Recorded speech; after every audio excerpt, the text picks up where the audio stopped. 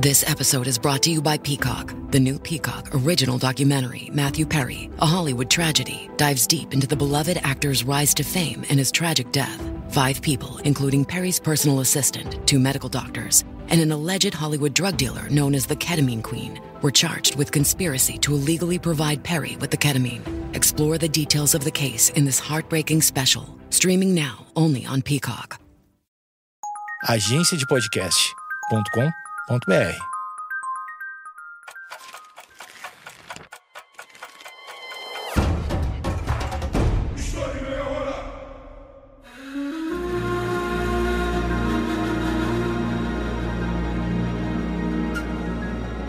Por que um território tão pequeno sofre tanto com a violência?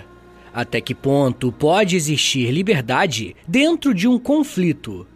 Essas são apenas algumas perguntas que podemos nos fazer quando estudamos com mais atenção o que é a Faixa de Gaza. Uma pequena área que integra a Palestina e abriga uma de suas maiores cidades, chamada Gaza. Infelizmente, estamos acostumados a ouvir falar desse território no noticiário envolvendo algumas guerras, como a que está acontecendo no momento que eu gravo esse episódio entre Israel e o Hamas. O meu objetivo aqui hoje é mostrar como que a região que chamamos de Faixa de Gaza é muito antiga e tem sido alvo de disputas de vários impérios e países. Como sempre, eu vou usar fontes e autores confiáveis que você pode e deve consultar na descrição do episódio. A primeira coisa que precisamos fazer aqui hoje é localizar bem o que iremos analisar. A Faixa de Gaza é literalmente uma faixa territorial localizada na margem oeste do Mar Mediterrâneo, no Oriente Médio, que faz fronteira com o Egito ao sudoeste e com Israel no leste e norte. A Faixa de Gaza tem apenas 41 quilômetros de comprimento e apenas 6 a 12 de largura. Ou seja, estamos falando de uma área bem estreita e espremida entre 2 grandes países. É claro que a geografia da Faixa de Gaza é importante, principalmente no que se refere à sua saída para o mar.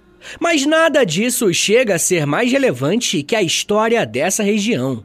A Faixa de Gaza é um dos lugares mais antigos que temos registros sobre a habitação humana. De acordo com o professor Felipe Figueiredo, do podcast Xadrez Verbal, uma das fontes mais antigas que se tem a respeito de Gaza é sobre a conquista do faraó Tutmés III, que conquistou a região por volta do ano 1430 a.C.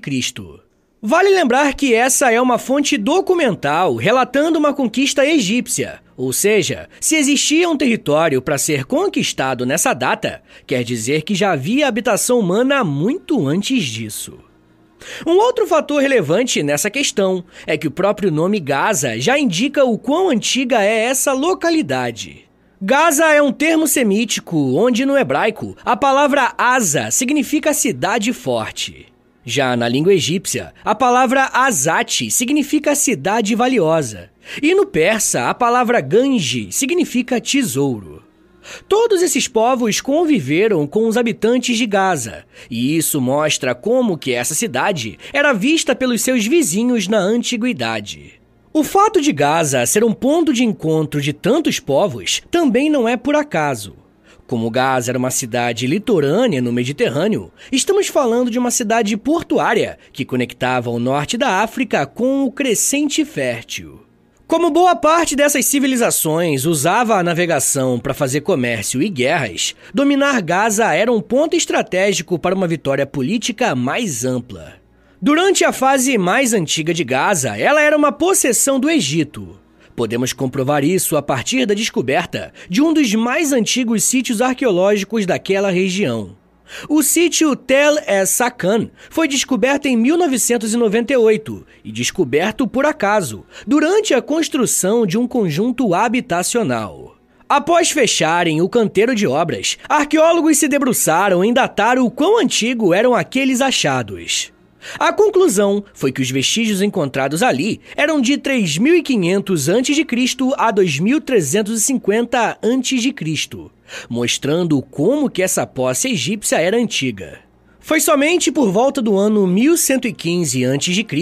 que a região de Gaza foi conquistada por um povo chamado Filisteu, que tinha sua origem no Mar Egeu e em seguida migrou para o oeste do Mediterrâneo.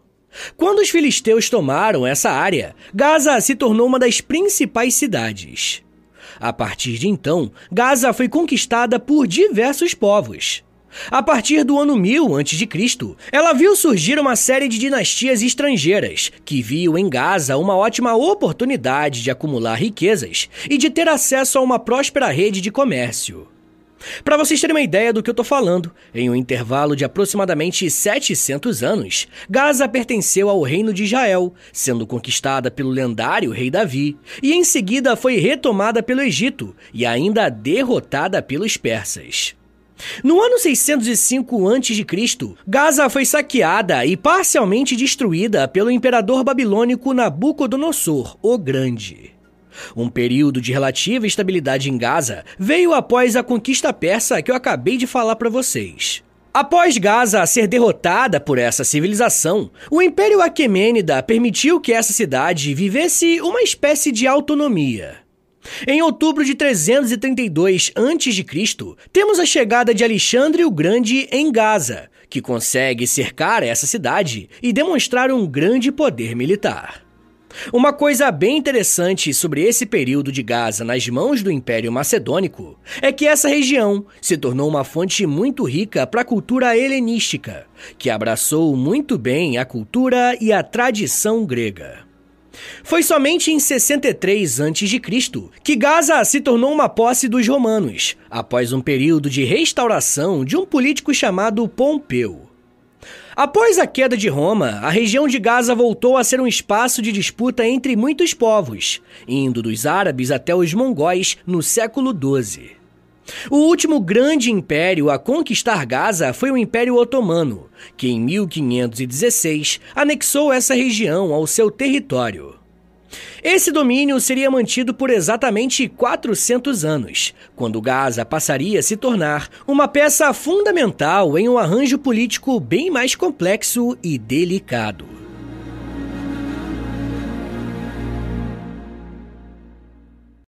Ryan Reynolds here from Mint Mobile.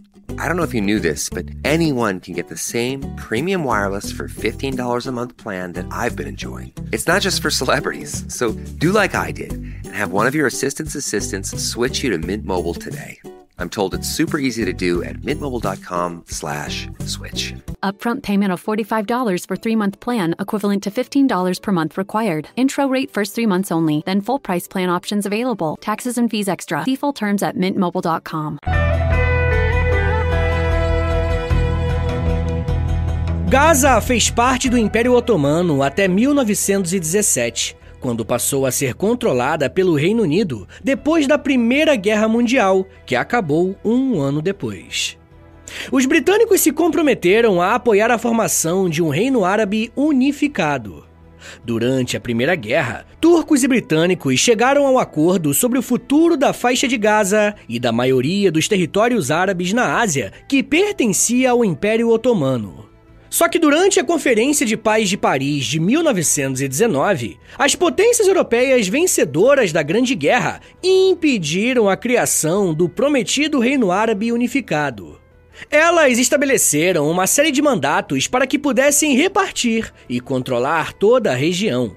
E foi assim que a faixa de Gaza passou a fazer parte do Mandato Britânico da Palestina, autorizado pela Liga das Nações e que se estendeu entre 1920 a 1948. O Mandato Britânico da Palestina foi uma entidade geopolítica sob a administração do Reino Unido, nos territórios que pertenciam aos otomanos. No dia 29 de novembro de 1947, após a Segunda Guerra Mundial, a Assembleia Geral das Nações Unidas aprovou a Resolução 181, que previa um plano para a partilha da Palestina. Esse projeto consistia na divisão da parte ocidental do território em 2 estados, um judeu e outro árabe. Por serem territórios sagrados para algumas religiões, as áreas de Jerusalém e Belém ficariam sob o controle internacional. Assim que essa medida foi apresentada, os estados árabes rejeitaram a proposta. como eu já falei em outros episódios aqui no feed, como um episódio chamado Sionismo, esse contexto pós-guerra foi aquele em que o Estado de Israel foi criado, resultando inclusive na Primeira Guerra Árabe-Israelense. A partir desse conflito, a cidade de Gaza absorveu 1/4 das centenas de milhares dos refugiados palestinos expulsos das áreas que hoje fazem parte de Israel. No dia 22 de setembro de 1948, com o final dessa primeira guerra, foi organizada uma instituição chamada Governo de toda a Palestina, que foi proclamada pela Liga Árabe na cidade de Gaza, que a essa altura estava ocupada pelas tropas do Egito que lutavam contra Israel. O governo da Palestina foi instaurado ali para servir como uma tentativa da Liga Árabe de aumentar a sua influência na região em um momento de crise. O governo palestino foi rapidamente reconhecido por 6 dos então 7 membros da Liga Árabe: o Egito, Síria, Líbano, Iraque, Arábia Saudita e Iêmen, mas não pela Transjordânia e por nenhum outro membro da comunidade internacional. Após o fim das hostilidades, o Acordo de Amistício Israel-Egito, do dia 24 de fevereiro de 1949, estabeleceu a linha de separação entre as forças egípcias e israelenses e estabeleceu o que se tornou a atual fronteira entre a faixa de Gaza e Israel. Ambos os lados declararam que a fronteira não era uma fronteira internacional, e a fronteira sul com o Egito continuou a ser a fronteira internacional traçada em 1906 entre o Império Otomano e o Império Britânico.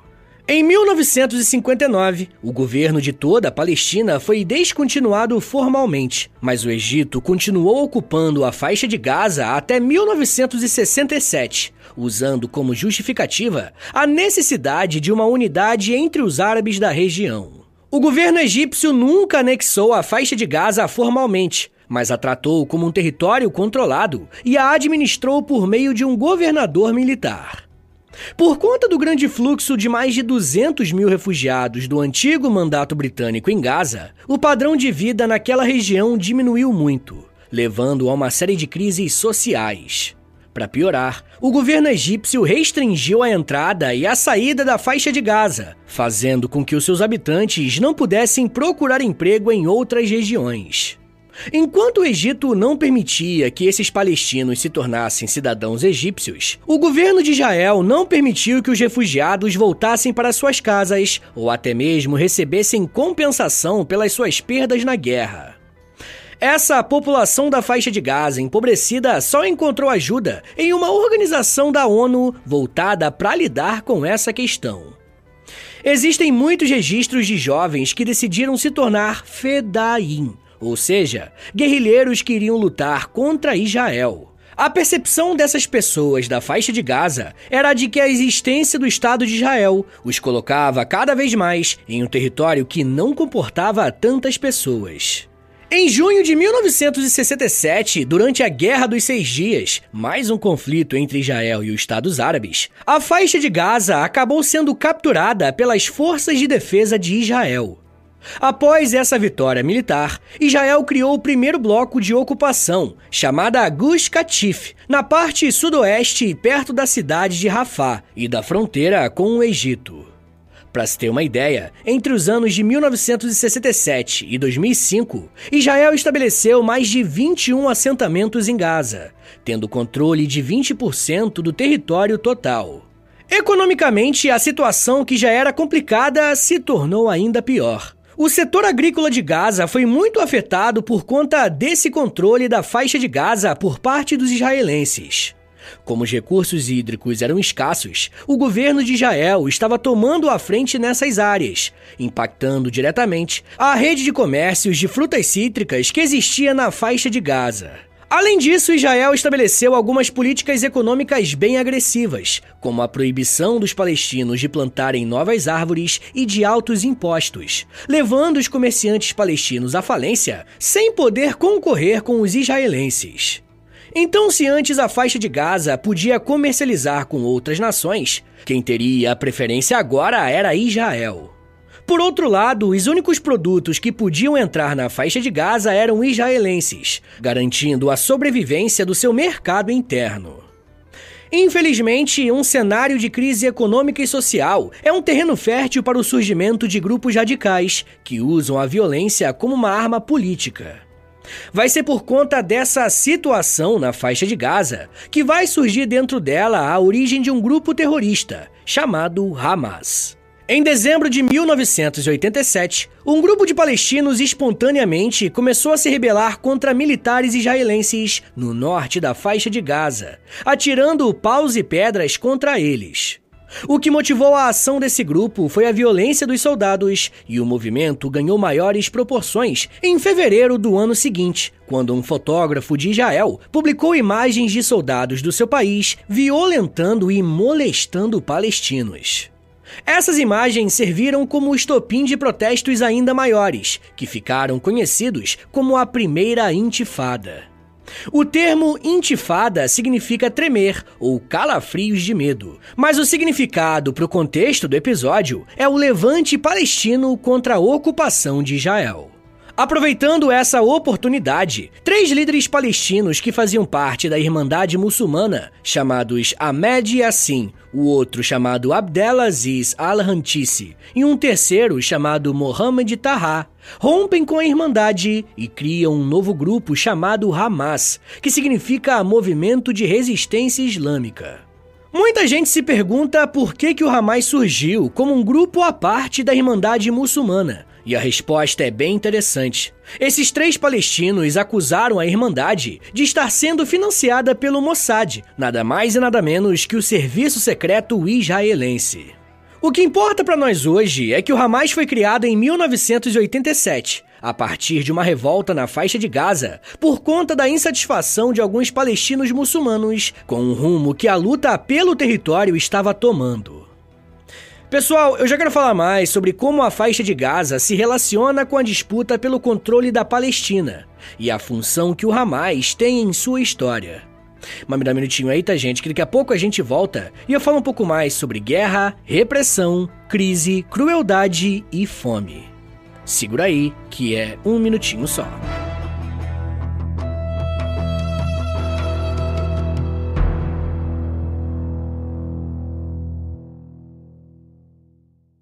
O História em Meia Hora lançou...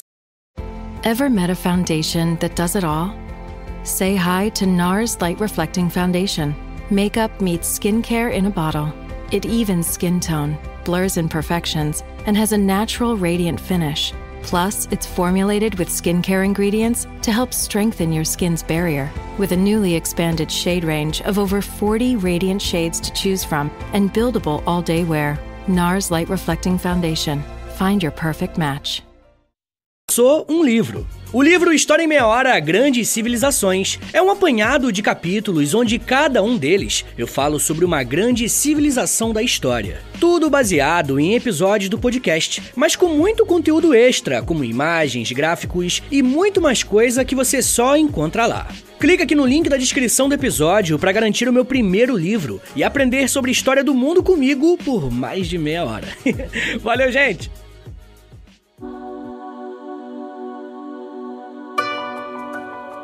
Abre aspas. A crise humanitária em Gaza é mais do que catastrófica e piora a cada dia.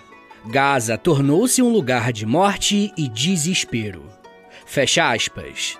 As palavras que você acabou de ouvir fazem parte de um discurso de 2023 do secretário-geral da ONU, Antônio Guterres, a respeito da situação da população na faixa de Gaza.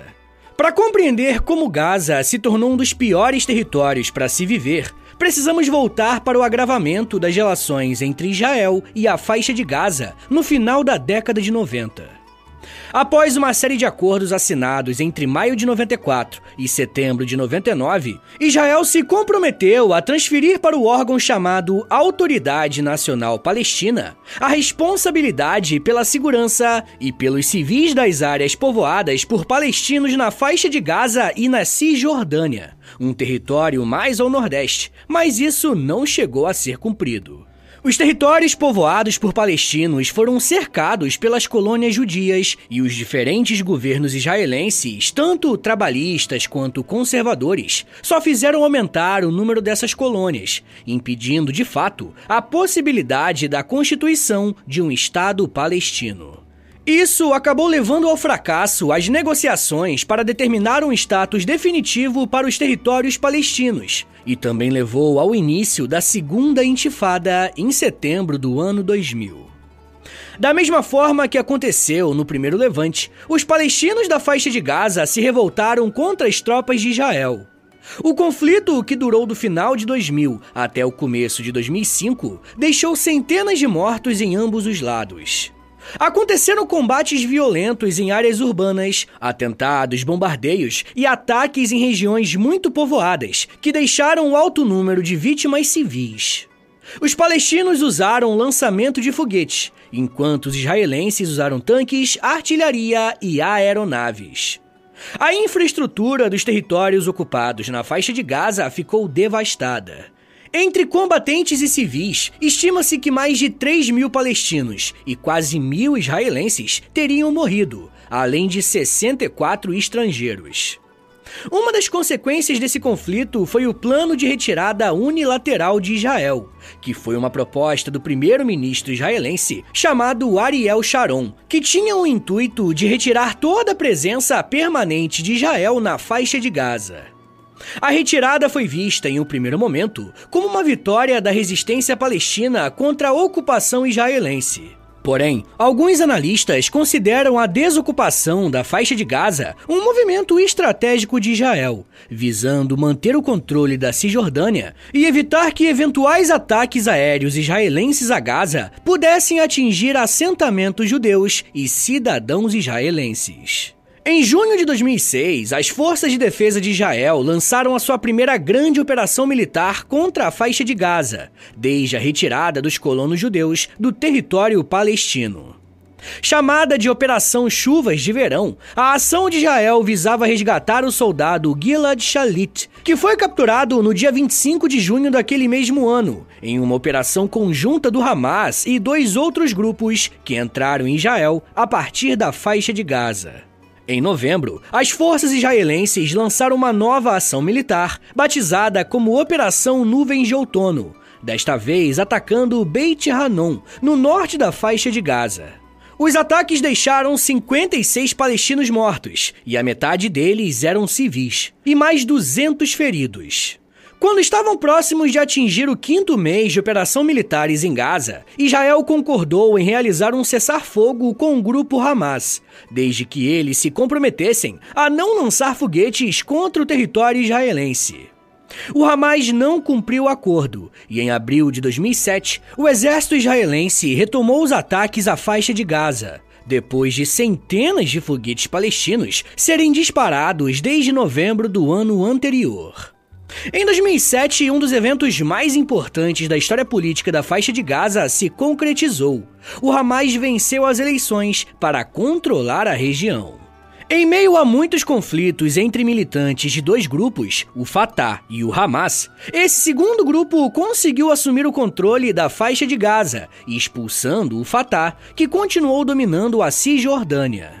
Com isso, o governo de Israel fechou seu posto de fronteira com a faixa de Gaza, alegando que o Fatah não poderia mais garantir a segurança na região, e impôs um bloqueio ao território palestino, proibindo todas as exportações, permitindo apenas uma discreta e limitada ajuda humanitária. A faixa de Gaza, que a partir de então passou a ser governada pelo Hamas, enfrentou um boicote econômico internacional, principalmente por parte dos Estados Unidos e da União Europeia, sob a alegação de que o Hamas não reconhecia o Estado de Israel, não renunciou à violência como ferramenta de negociação política e desconsiderou os acordos firmados anteriormente por Israel e pela Autoridade Nacional Palestina. Esse bloqueio à faixa de Gaza continuou após a chamada Operação Chumbo Fundido, que visava um embate militar de Israel contra o Hamas. A partir desse momento, uma constante na história da faixa de Gaza será o uso dos civis palestinos como massa de manobra no meio desse conflito. A Cruz Vermelha afirmou que o bloqueio à faixa de Gaza prejudicou a economia e provocou uma escassez de medicamentos e equipamentos básicos, como analgésicos e equipamentos hospitalares como raio-x. O Serviço de Inteligência de Israel acusou o Hamas de construir um esquema complexo de túneis para contrabandear foguetes balísticos para dentro de Gaza. De acordo com o diretor do Shin Bet, a agência de segurança de Israel, o Yuval Diskin, o Hamas e a Jihad Islâmica tinham contrabandeado mais de, abre aspas, 5.000 foguetes com um alcance de até 40 quilômetros. Fecha aspas. Alguns desses foguetes poderiam chegar até os subúrbios das áreas metropolitanas de Tel Aviv, capital de Israel. O gabinete do primeiro-ministro israelense descreveu as ações de Israel como sanções e não um bloqueio. Independentemente do que o governo israelense estava chamando, esse fechamento parcial das fronteiras causou uma enorme crise social na faixa de Gaza. Se você está acompanhando o noticiário atualmente, você deve saber que esse debate voltou à tona. E Israel tem sido acusada de praticar crimes de guerra e até um genocídio contra os palestinos da faixa de Gaza. E eu quero conversar mais sobre isso com os apoiadores do podcast lá no Apoia-se. Se você quiser ouvir esse e os outros mais de 140 episódios exclusivos que já tem por lá, basta assinar o apoia.se/História em Meia Hora, porque além de você receber um monte de conteúdo exclusivo, você também ajuda o meu trabalho a continuar de pé. Bom, em julho de 2010, o primeiro-ministro britânico David Cameron criticou o bloqueio israelense, dizendo que, abre aspas, bens humanitários e de pessoas devem fluir em ambas as direções. Gaza não pode e não deve ser autorizada a permanecer como um campo de prisioneiros. Fecha aspas. E em resposta, o porta-voz da embaixada israelense em Londres disse, abre aspas, o povo de Gaza são os presos da organização terrorista Hamas. A situação em Gaza é o resultado direto do governo e das prioridades do Hamas. Fecha aspas. Dá para perceber nesses dois relatos que a situação da população na faixa de Gaza é extremamente delicada e que isso já se arrasta há alguns anos. A partir desse bloqueio, as forças de defesa de Israel passaram a controlar rigorosamente as viagens dentro da área dos pontos de passagem entre Israel e a faixa de Gaza, e fecharam a sua fronteira com Gaza. O ambiente de segurança dentro de Gaza e ao longo de suas fronteiras, incluindo a sua fronteira com o Egito e o seu litoral, é muito perigoso e instável. Enfrentando a crescente pressão internacional, o Egito e Israel diminuíram as restrições na fronteira em junho de 2010, quando a passagem da cidade de Rafah, do Egito para Gaza, foi parcialmente aceita pelo governo egípcio. Em janeiro e em fevereiro de 2011, o Escritório das Nações Unidas para a Coordenação de Assuntos Humanitários, a OCHA, realizou uma avaliação dos efeitos das medidas para aliviar as restrições de acesso. Eles concluíram que apenas a flexibilização não resultaria em uma melhora significativa na população da faixa de Gaza. A comunidade internacional apelou para Israel para abolir completamente o bloqueio, mas isso não foi feito. Uma coisa que precisa ficar muito clara sobre a faixa de Gaza é que a crise humanitária não começou em 2023, com o ataque do Hamas a Israel, dando início a uma nova fase da guerra. A questão é que desde esse ataque, a situação tem piorado drasticamente, ao ponto de dezenas de milhares de crianças terem sido mortas nessa guerra, em uma situação que infelizmente ainda está em aberto. Pessoal, eu vou recomendar 3 episódios que estão aqui no feed do História em Meia Hora, que você pode procurar aí no feed e que vão servir de complemento para esse episódio que você acabou de ouvir, beleza? O primeiro é chamado Israel e Palestina, um outro é chamado Hamas e o terceiro se chama Estados Unidos, EUA e Oriente Médio. E agora, bora fazer aquele resumão de 1 minutinho para você relembrar o que você aprendeu hoje? Vamos lá! Quando falamos na faixa de Gaza, estamos pensando em uma das regiões mais antigas que já foi habitada pelo ser humano. Ao longo da história, diversas civilizações e impérios já dominaram Gaza, por conta da sua excelente posição geográfica e estratégica. Durante a Idade Moderna, o Império Otomano assume o comando de Gaza, que é passado para os britânicos após a Primeira Guerra Mundial. Gaza voltou a integrar os debates políticos e territoriais quando o Estado de Israel foi fundado em 1948. Com o início da guerra entre Israel e os Estados Árabes, os refugiados palestinos encontraram em Gaza uma boa opção de fuga. Mas, com o tempo, essa decisão se mostrou perigosa pela quantidade de pessoas morando em um território que já era pequeno. Com o agravamento da crise, vai surgir na faixa de Gaza um grupo violento chamado Hamas, que terá como principal objetivo destruir Israel. Na primeira década do século XX, esse grupo vai vencer as eleições, fazendo com que Israel reagisse contra a faixa de Gaza com muita força. Muito se fala sobre a responsabilidade de Israel no genocídio que está acontecendo em Gaza, mas muitos esquecem que o Império Britânico não só contribuiu com o que está acontecendo, como também pode responder futuramente pela morte de milhares de palestinos. Mas isso já é um papo para uma outra meia hora.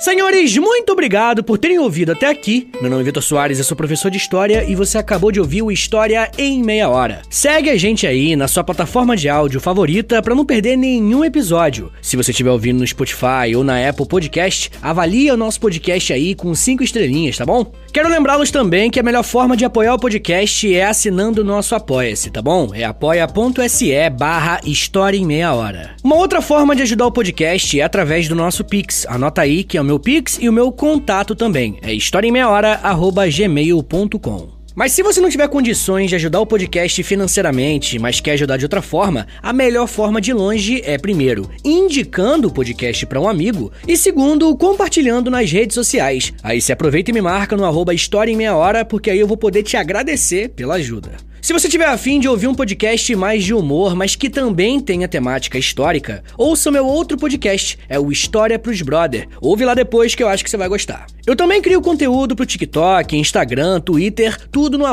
@Prof. Vitor Soares. É o meu perfil pessoal. Aproveita e segue ele também. Então é isso, gente. Muito obrigado, um beijo, até semana que vem e valeu!